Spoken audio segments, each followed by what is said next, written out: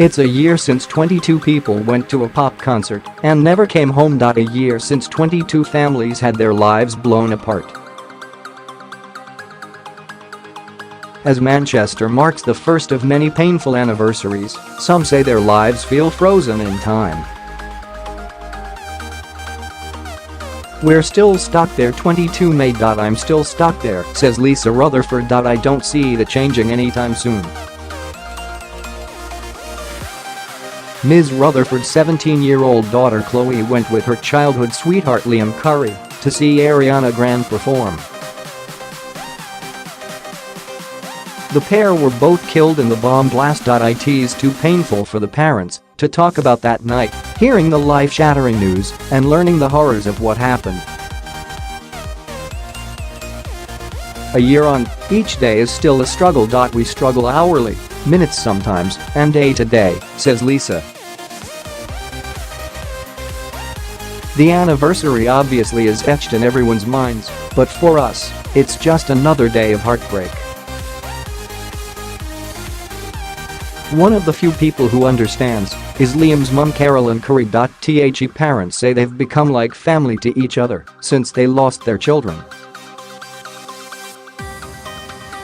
For Ms. Curry, this support is a lifeline as Liam's dad died of cancer just weeks before Liam was killed in the attack.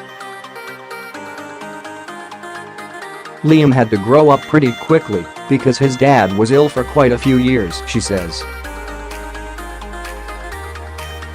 She breaks down as she describes how Liam, 19, had become her rock. "He was amazing, took care of everything. Took care of his dad's funeral, right down to the last detail.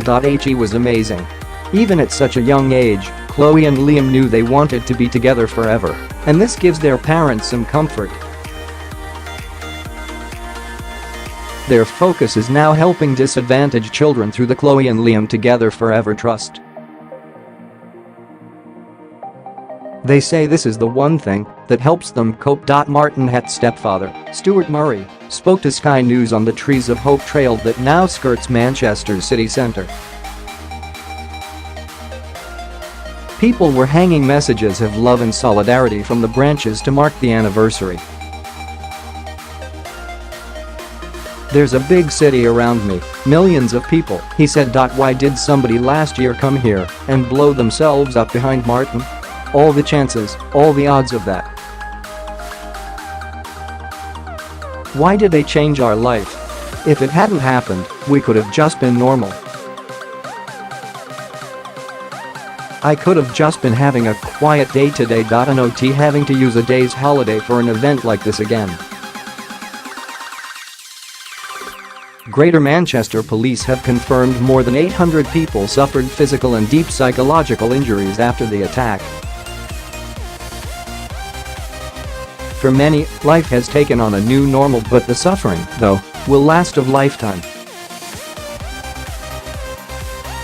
There are still many unanswered questions about that night, and around 100 investigators are still working full-time on the investigation. The anniversary will be marked by a national service of commemoration at Manchester's Cathedral attended by the Duke of Cambridge and the Prime Minister.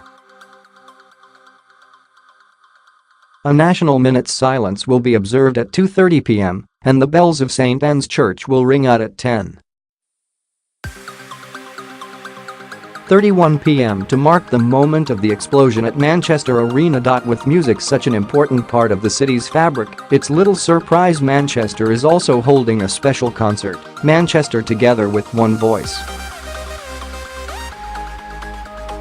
It's expected to once again be packed with people for a sing-along to Mancunian classics and an Ariana Grande song.